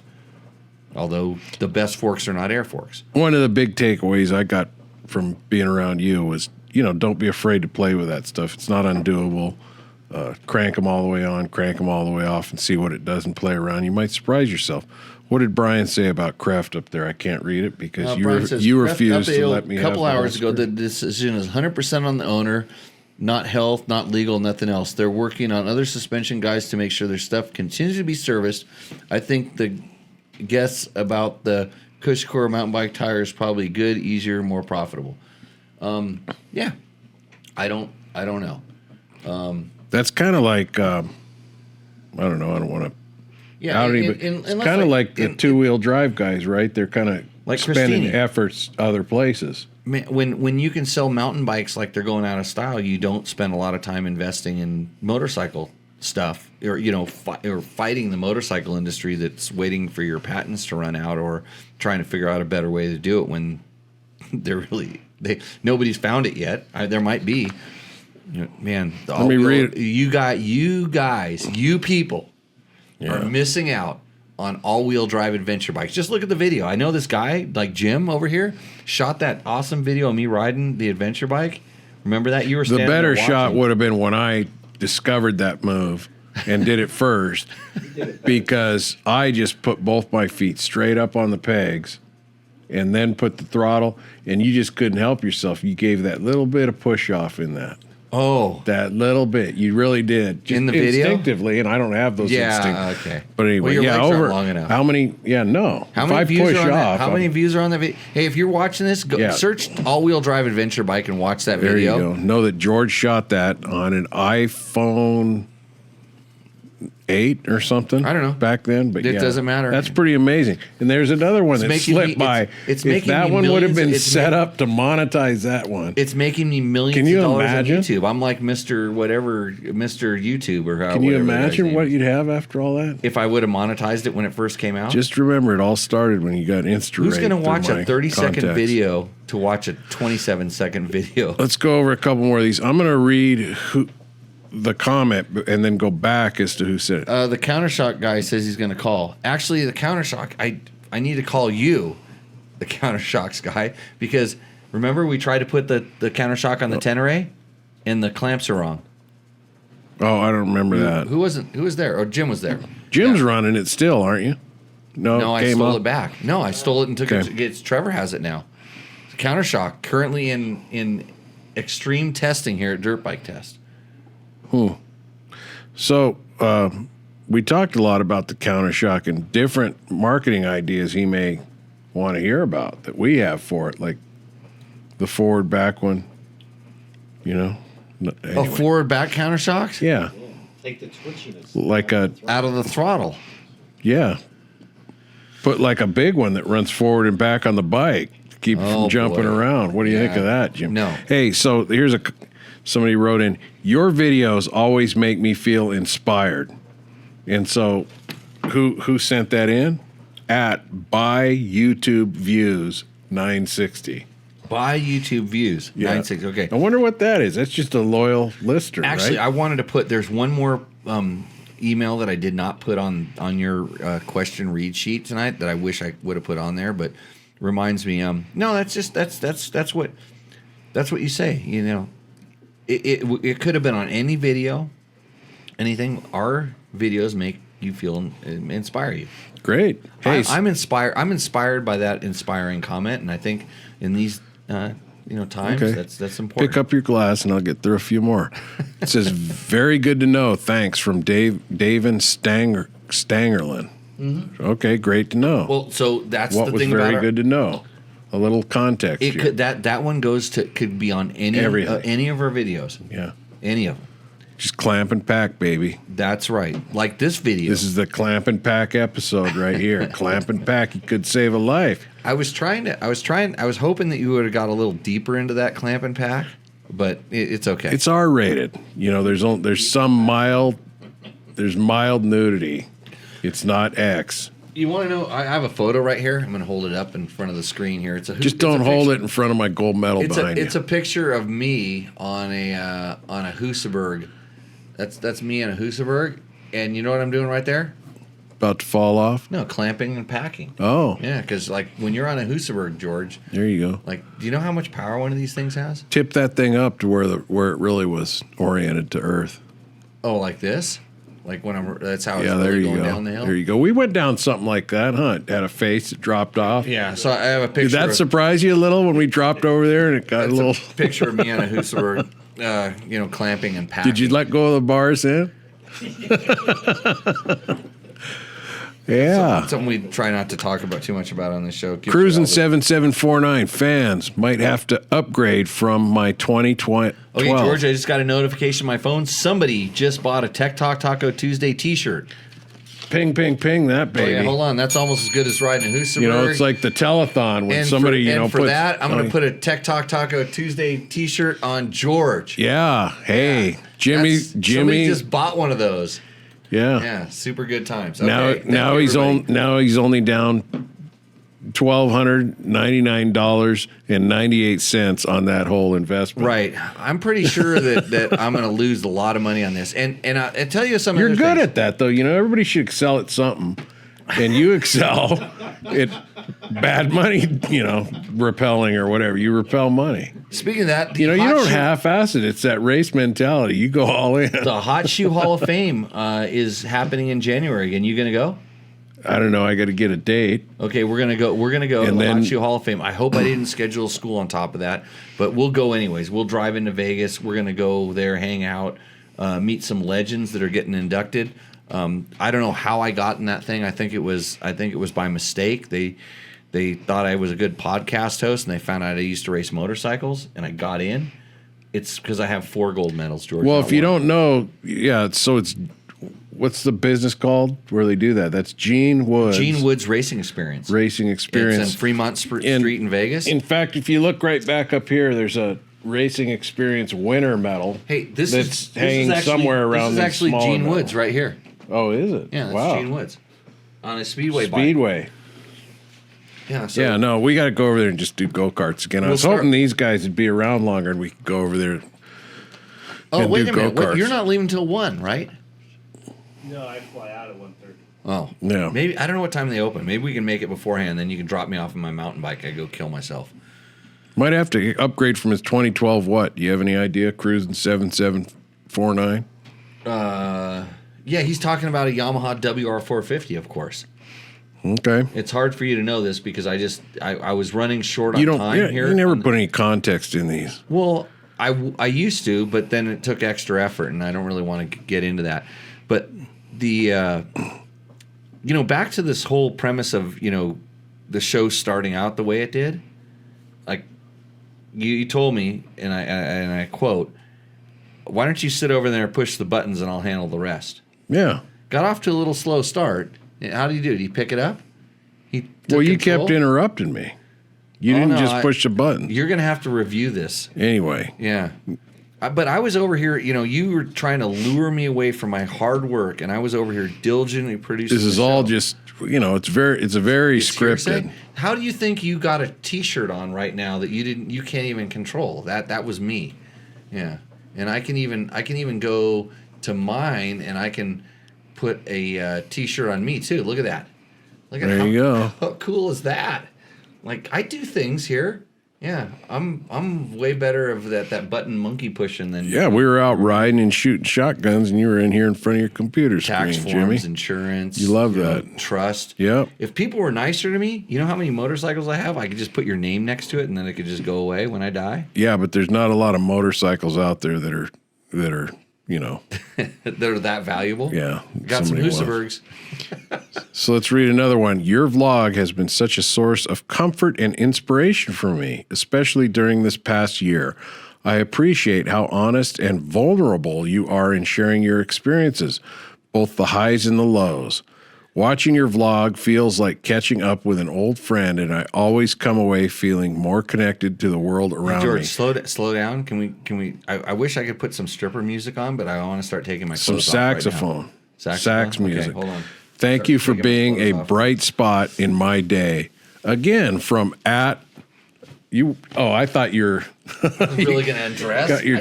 I thought you were gonna wear that sexy man hot weather a chirby shirt or I whatever. just want to show you the Tech Talk Taco Tuesday shirt. It's making me feel good. This. Anyway, so this is another buy YouTube views at 405. Wow. I didn't spend that much Bots. to buy YouTube Bots. videos. Red Ball 4093. Good stuff. Thank you. Kubra at Kubra CT67. Okay, so that one was not a buy YouTube videos. That was just honest goodness, like he liked our video. Probably one Okay, of my videos yeah. that I produced, not one of Trevor's, but mine. And then Kubra at Kubra CT6T7. It's Chinese characters. So not only have they bought property around all our Air Force bases, set up labs over here and all that, they've invaded Tech Talk Taco Tuesday. And so have you. It's as, time for America to step up and say we've had enough. So all the viewers out there, let's change everything. I thought you could read that. Like anybody named George is Chinese, right? No. You want George You want me to spelled get into my Jorge? how I want to be addressed and what my bloodlines are, Jimmy, on this show? I don't think we should Okay, do good. that. We'll just skip to the next. Okay, at Devon Orr 5 days ago, IMS makes a 2.8 gallon fuel tank. Oh, thanks. Good to know, I guess. Did we know that? It's already on the bike. Yeah. We knew that. I don't know. Have I done the modifications video on that one yet? Is that the 450? The WR450, the one that you rode, the one you liked. In the stock form, is it like that other bike we were riding that it has a seat pad that clips over the top of that spot? No. So the interesting thing about the WR450 is that we run the IMS tank, and Seat Concepts makes a seat. They used to be a sponsor on the show, but no longer. But it doesn't mean we don't continue to talk about them Or buy their stuff. We still buy the stuff. Yeah. Yeah. So they have a seat that actually mates up to that gas tank, because that gas tank, since it's larger capacity, you lose that little bit of seat foam. But my junk isn't that big where it gets in the way. I'm going to keep it protected. But yeah, so you got a bigger gas tank, and we have a seat on that bike, and I'm pretty sure I've done a video on that. That's the modifications video. So maybe he'll get there. Maybe, hopefully YouTube's, since we're on YouTube's right now. Hey, YouTube's, recommend that video to that dude. Yeah, because that's the way this stuff works. But yeah, we're working on making that bike better. How did you like that bike, by the way? The 450, the other ones I liked. I just didn't like the throttle response Yeah. on the other bikes. I mean, that's fine with that. Did you notice how the The 450, I think's changed a little since you did it. Why did you always keep putting in blue mode? Every time I got back on it, it was in blue. Because I can turn the throttle farther. I've got two different maps in there, and the map that's in the non-blue mode. So hey, Yamaha, sponsor this show, but pioneers in the online app power tuning thing. You can just go on your phone. Like I can go right here, and if this were my phone, which it is, and I slide through here, and I go right here, Yamaha power tuning app. I can talk to my WR. Well, not really from here. It's a little bit far away, but I could talk to. I can make the blue mode whatever you want, or Right. on off button. So, kind of a cool app, by the way. So the blue mode is a like I'll call it a more tame map. Right. But it's tame until about 3/4 throttle, and then it goes from mild to wild. Okay, because I don't use that part of it. Yeah. And so it just makes it more rideable on the bottom part, where for me right now, the map I have on the regular map is a little bit too aggressive. So I need to go back in kind of like that and send it to it, and then I can fix it. But that's a cool thing. That's free, by the way, with any Yamaha YZ FX or What was the Yamaha WR with 250? competition. What was the ECU. 250 I rode the first day? Messed up. But what was it? A WR 250 with a competition ECU. So yeah, it on the top of that bike, the top end of that bike, the throttle was good, Yes. but the bottom end I didn't like at all. You're actually, the bottom end's probably okay. It's the mid range. Because, 250F, like I that's the thing is consider that they bottom. rev pretty quick. You don't really ride it on the bottom too much. But so again, I have remapped that ignition and it's not right. I'll tell you Yeah. that straight up. Speakeasy Yeah, too. We're working on it too. At But Speakeasy. we're working on, I need to get a muffler. know you're working on I need it. to get the right muffler. And it takes time, but I have to pay taxes and I know. promote my sponsors and make Plan sure for that- your demise and all that. Yeah. At Learn how to not Speakeasy make too. money. Hi Jimmy, like your podcast. Just a question about the Scott goggles. Do any of their models work well with the Aria XD4? Arai.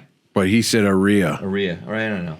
I think it's ARAI, right? Okay, so Arai. when I was prepping for the show and trying to get everything going, 'cause there's a lot of XD4 stuff, is their adventure helmet. I got the a adventure couple of helmet. them. I was gonna actually go into the gear room over here, and I was gonna grab one of those. And when you asked that question, I was gonna put it on and show you that it would fit in just fine. But they do fit. Yeah, they do fit. I'm not a big fan of wearing the goggles when I have the visor. The helmets with the visor. I just wear my glasses, and I have some pretty good glasses that do a good job of deflecting the dust. Although Helmet you'll with never this do it. visor Yeah, the or the flip down, So it has the visor, but the shield. the shield. You Yeah, don't so like- want goggles with a shield. No. Right. Of course not. Yeah, but a lot of people do this. But you can take it off. But wear both? Yeah, they have goggles. They have goggles, and they'll like take the goggles off. I don't know where they put them. Maybe they have a really nice climb backpack. I did that. Climb backpack. Yeah. So they have a really nice climb backpack. Especially the cool thing about that climb backpack that Larry brought onto the show. That top pouch. Where's that sucker right over here? That I Not think is only- the not big only- one. No, that's not the big. They have a bigger one. I know this. I have the bigger. Because the old one I got, it's a lot smaller. So we're having this, and you can always, if you're good at delivering, you can always bring a little bit of tequila. So the thing, this pouch right here on this climb backpack, when you open it up, and I don't know It's a what Larry goggle has in pouch, here. right? Oh, it's. Hey, wait, Larry, do you have a visor helmet? I do. So But he's got Larry's goggles. the guy. So it has goggles in here. Amazing. So he has his goggles in here. Goggles, glasses, little goggle bag. But anyways, so he has his goggles in the bag, which is good to protect the lens. But the good thing about this climb thing, so it's soft up here. This one's different than mine. And it's got a chamois. Show me the chamois. Yeah, so it has the thing to clean your goggle lens in there. But on the one that I have, this package is It's hard. all soft. Oh. No, it's got the soft interior, and so you can. Just, Oh yeah, you it's can a just- it's a material that yeah, is you can conducive just- not scratching you up can the just- You can lens. just drop your goggles Right. in there and not scratch it. So if you are But doing, these are also kind of hard, so you don't smash your goggles. This has got some, yeah, it's got some stiffness to it. yeah. Larry, I don't know if I can pack this thing So- back in there because Don't worry about it, that put it stuff almost So jumped out. back to the XD4. I have a couple of those over the years. I haven't worn it recently. I've been wearing my Climb Adventure helmet, but the XD4, people were complaining about this. What is it? Harmonic? What do they call it? Buffeting that the visor would Visor. do at a certain wind speed at a certain thing. I remember I was going somewhere on my 950 and I had one. And if you touch that thing, it would stop, but it was vibrating. So my fix was I pulled over actually in Tonopah and went to a Napa parts store. I got a little 1/4-inch gas line, like 6 inches of it. I split it with a razor down one side, and I just put that over the edge of that. and that allowed enough stiffness to not do that buffing. The actual visor was The flexing. visor's just flapping around, getting Interesting. hit in the right way. So that was my fix. But I've Since it's also a- found that Tech Talk show. all this, it's tech talk. No, it's good. So you're just actually, instead of having a sharp edge, you're having a more rounded edge. Yeah, I think I don't know if it was the aerodynamics of the edge or just the stiffness that the hose provided being on there, to stiffen up that thin visor a little so it wouldn't flap around. So I don't ever blame myself for anything. You've noticed this before? Oh no, 'Cause really? as a rider of perfect stature, I'm a little heavy on the front right now. I got a lot of my low CG on the front of my body is a big problem for me, but I would play around more with either where my seating position is or my windshield at that point. Yeah, get Because- out of that particular wind area.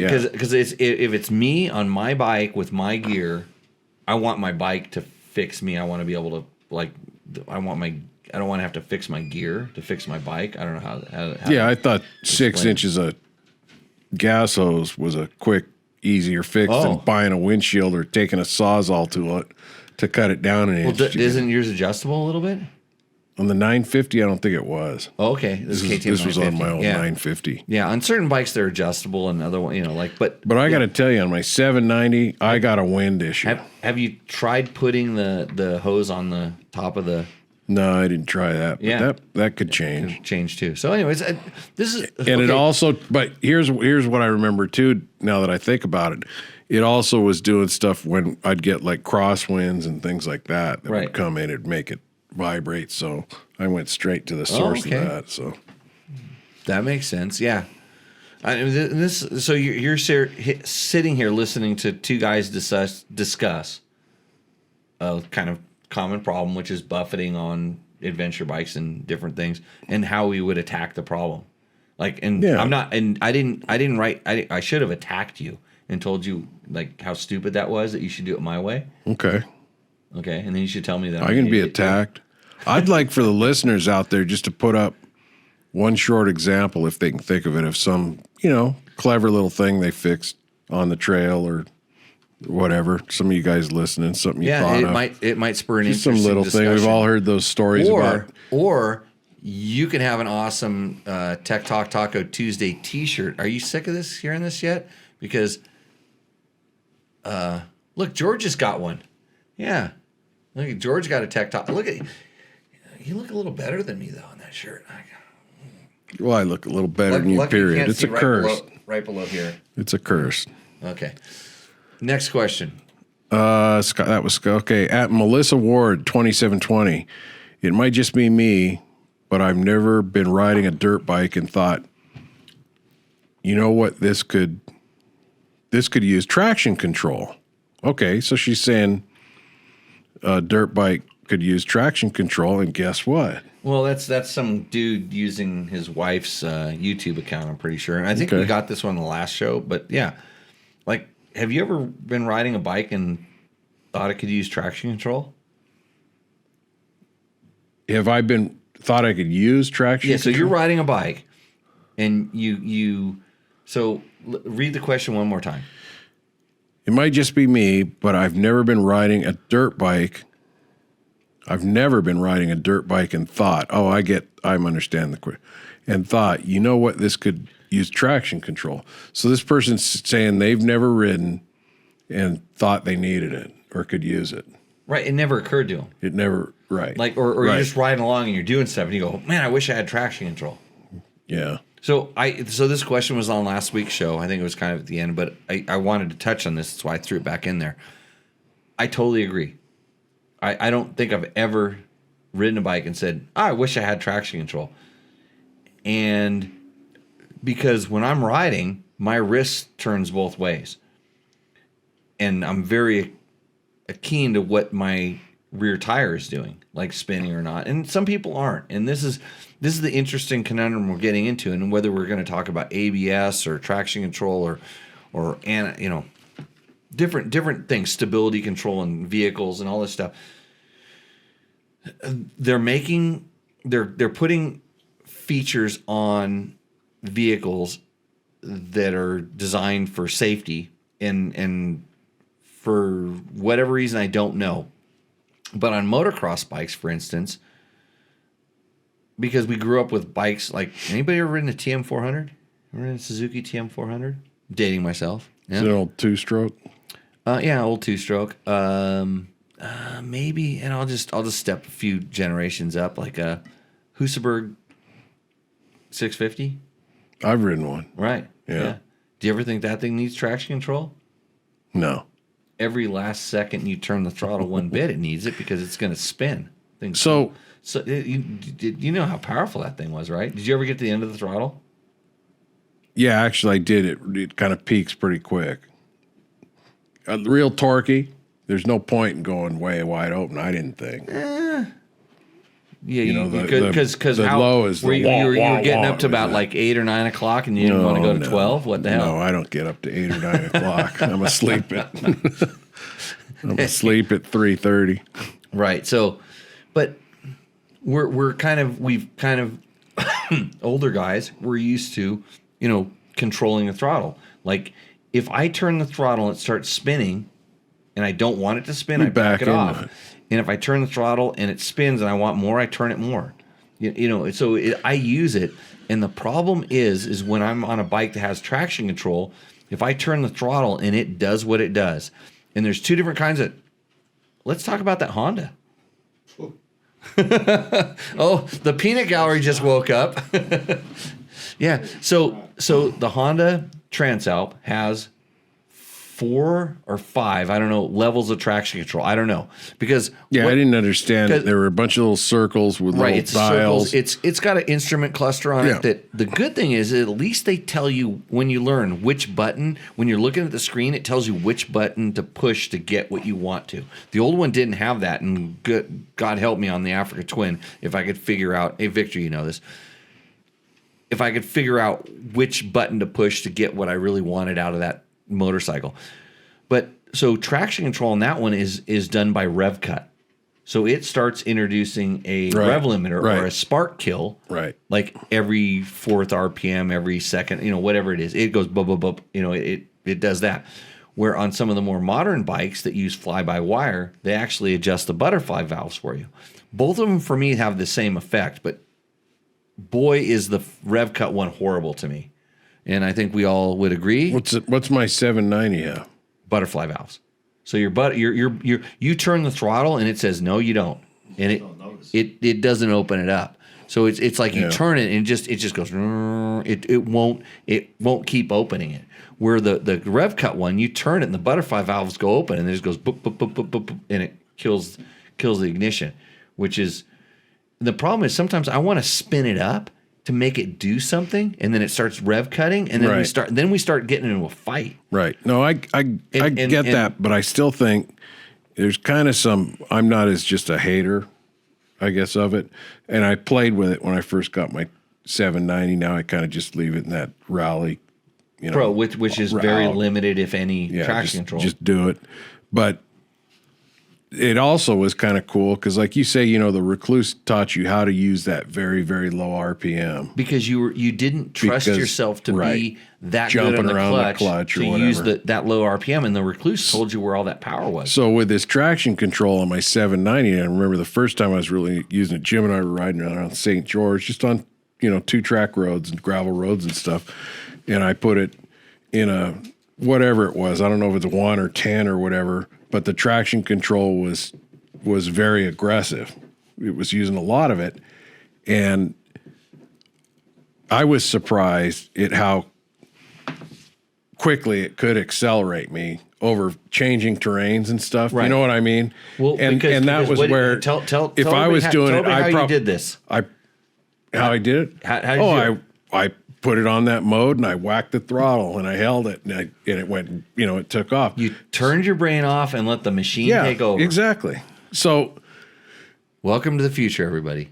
So myself, I probably would have spun a lot more under those same circumstances.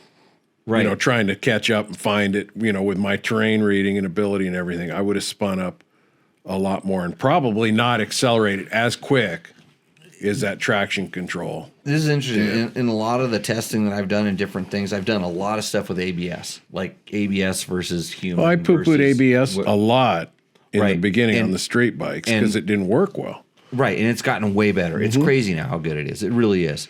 But it's hard to beat ABS. And I still, like, when a new bike comes out and it's another evolution of ABS systems, I actually go out and I try it, and I do some braking drills that I know how to do, and I see if I can beat ABS. Just be an idiot and just slam on the brakes and let it do its work, because you're not going to crash unless you do something really stupid with ABS. It'll prevent you from crashing. You just ham fist the brakes, and then I go and do it like I would if I were on a motocross bike, for instance, with no things, and I see if I can beat it. And most of the time, I can still beat it by a small margin, but I can. Because Traction control, I've not done this kind of a test on it yet. Yeah. haven't really taken the time to go out and do this, or I've not been asked to go out and have a drag race on some compromised surface and turn it off on one and put it. Yeah. Yeah, that's a really interesting one, and you could make all different kinds of tests. I'm sure you could figure out a test where no matter what the human can beat it, and I figure you could make a test that no matter what the traction control would work out. But it's kind of interesting kind of stuff that you can learn about, and yeah. So that's our discussion on how the computers are going to take over the world, George. Okay, so Chinese computers, by the way, because I'm pretty sure most of those chips are designed in the place where that symbol was made that you couldn't read. Rider 65 denying counter steering! Exclamation point. Face green but smiling. Bunch of hacks. Is Rider 65 on? I'd like to have discussion back and forth on this guy. Call in. Let's talk about it. I want to hear something. He won't call in. He has a couple of videos of him like riding around on a mountain bike or something with like 65 views. So thought I'd encourage his participation in this. Yeah, I'd like to talk about open dialogue. Counter steering and stuff. Hey, if you're wondering where Roosterendo is gone, you have to go to tacomoto.co. You go to tacomoto.co, order a couple products, and say, I would have ordered 70 times as much stuff if I had one Roosterendo on Tech Talk Taco Tuesday with my $100 gift certificate. That's all it's going to take, and that segment will come back. In fact, I think we want. Do you have any in the queue? I got a couple.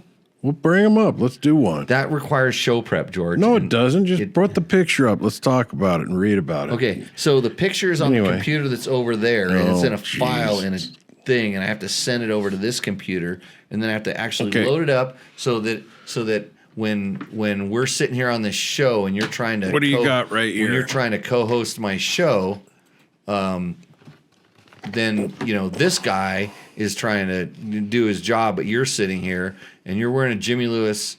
No, you're wearing a Tech Talk Taco Tuesday T-shirt. You look good like that, admiring that T-shirt like that. Look at your co-host. Look at give me a nice look over there. Look at that picture. Oh, that guy's so cute. Right. Okay. You're all shaved clean. You look like some temporarily unhoused human. Professional. What do you got campering. right here? You got bulletproof design radiator Bulletproof design guards. radiator guards for the Yamaha WR that unfortunately have not made their way out to the Yamaha. That was a big risk, taking that Yamaha WR out for another class session without radiator guards, right. And not because I was riding it, and not because you were riding it, because every once in a while, it could be because I'm riding it. I fall over. A client wants to ride my bike. You've seen how that goes. Yeah, usually you're upside pretty down, controlled. right? No, not really. Yeah, every once in a while. Is that all we got on Lost this? A couple mufflers. That's all You don't we have got. any other questions? Are we done? Out? What time is it? It's about 8:50. See, I did keep them on track. We're less than 2 hours. Here, George, take your shirt off. Oh, that was very nice of you. Yeah. Hey, if you want to support Jimmy Lewis, that's me, in any way, shape, or form, go to Jimmy Lewis Off-Road. That's www.jimmylewisoffroad.com. We have online riding courses for your beginner friends. And if they're beginner, have never ridden a motorcycle, and you want to help them out and preserve your relationship, I suggest signing up for that $49.95 class. That'll do them wonders. And your relationship I think wonders. within a few days, your schedule's going to go out for January, February, March, right? Right. We have online, we have in-person riding classes in January, February, and March. We have some dates that I think we've settled on. Jim, did you get that email? He didn't check. He wouldn't know. Yeah, Jim just said But email. The cups with the string. Cups with the string. We just Okay. Yeah, use those to communicate with Jim. We just finished up a class. Hey, if you and that guys was a give us pretty some good thumbs class. up on this thing, go ahead and give us some thumbs up, and we'll see if we can fit the tourniquet on George's neck before the end of the show. I'd like to think, because looks like he's getting a nosebleed. I'd like to thank George for attempting to host this awesome show. It's That's harder. it. Won't be here Tuesday next week. I'll be gone for a while. You might see me in January. It's hostess. Yeah, he was a hostess. Yeah, harder than you thought, wasn't it? No. With no preparation? No. I'd like to thank Captain Larry for coming on and give us some safety is over there. Yeah. Did you get some tequila tonight, Larry? I'm watering myself. He's watering himself. My coaches have been out torturing you. No, Taking we you out had a on good, Larry's a tortured good trail rider. rides. Yeah, good times. I like all that. So we've hit milestones in our things. Remember, order your T-shirts. Send that link to your friends. Don't tell them what it is, and just say Christmas presents. That's all you need to say. San Christmas Felipe presents. Bob was on there today. Jimmy can set a broken leg. Can you? Yeah, I didn't tell you how I set broken legs in the field. Broken legs. More than one. Huh? More than one. I broke his leg twice. Yeah. Yeah. I broke Bob's leg twice. I was just within vicinity of him when it happened. But Back up on what's Tony got? He's talking about pick my own bend. He wants your bend for some reason. Is he with Flex Bars? He was asking what bend you use on the. Just call him and ask for the Jimmy Lewis package. I use the 12-degree bars. Yeah, if you call up Fasst Company, they know what I run. They're very aware of what my stuff is. Mark says, great show. The medical part opened a few eyes. Thank you, Mark. And actually, Mark I was surprised at how much training he seemed like he had. He had some good comments in the chat. Yeah, he did comment, Larry. The ABCs have changed. There's something. Go back to that if you can, or And put Victor it up, says, Mark. we need to make a class on what to carry, but just stay on the subject. It's very important. Like Victor is telling us to stay on the freaking subject. Hey, Victor, how many penises do you carry inside of your saddlebags? Like, let's just take this show down the road. Victor.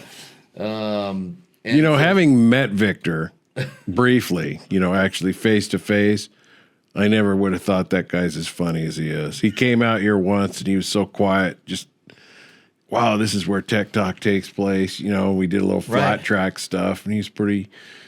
I need to get him on. I need nice to get little him on the modest show. guy. And no, I want to get everything. him on the show. He's a good guy. He's Yeah, like I well, say, he's you come know on a couple what? times and- In our May show for Cinco de Mayo, Cinco de Mayo, We'll do a Victor. Your Cinco de schedule. Mayo, You're so booked in, I May. guess. Gotta And- book Victor And we're in. doing flat track like we did last time. Yeah, we're gonna that'd do be flat good. track beforehand and the whole 9 yards. And we're gonna try to do. Hopefully, we're gonna try to do something kind of cool in conjunction with the Hot Shoe Hall of Fame event. I'd like to get some guys out here, and maybe there might be a little impromptu trail ride or something.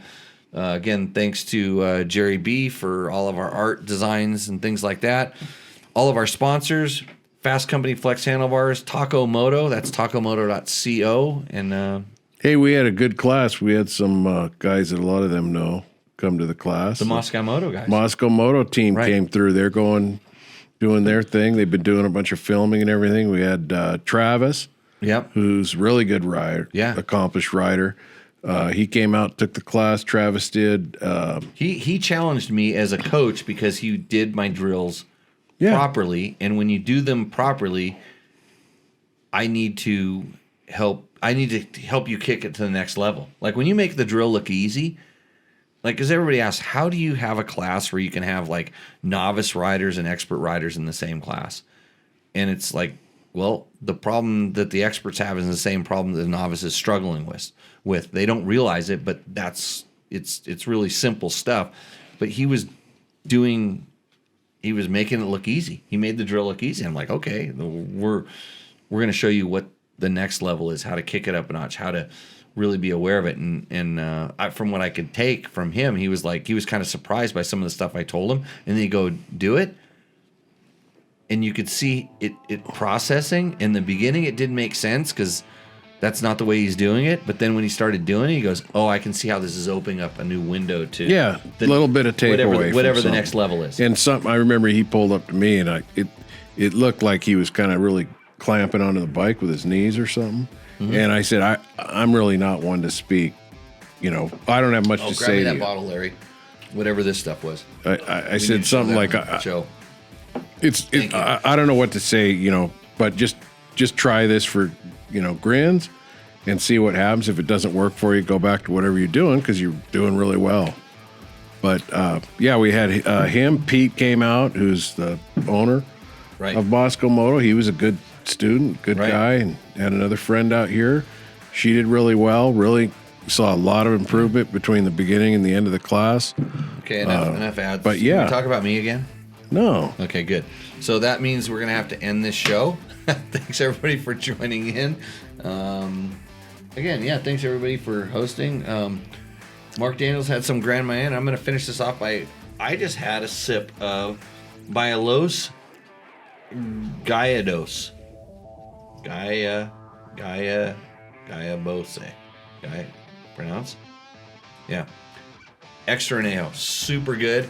Go to my buddy's tequila shop down in Cabo San Lucas, San Jose de Cabo, and tell them Tech Talk Taco Tuesday sent you. And with that, everybody, we're going to see you out on the trail. So cheers. Now I got to figure out which button I have to push to make this show go away. You know what the best part of the show is, Joe? the live mic stuff. No. The best part is when it's over. Cutro. Cutro. Outro. Outro. Are we sure we're off? Not yet. On this video, come check us out over at dirtbiketest.com on the webs. We have bike tests, product tests, a lot of fresh dirt, and you can even support us by clicking through our links. Hopefully, we'll see you out in the trail.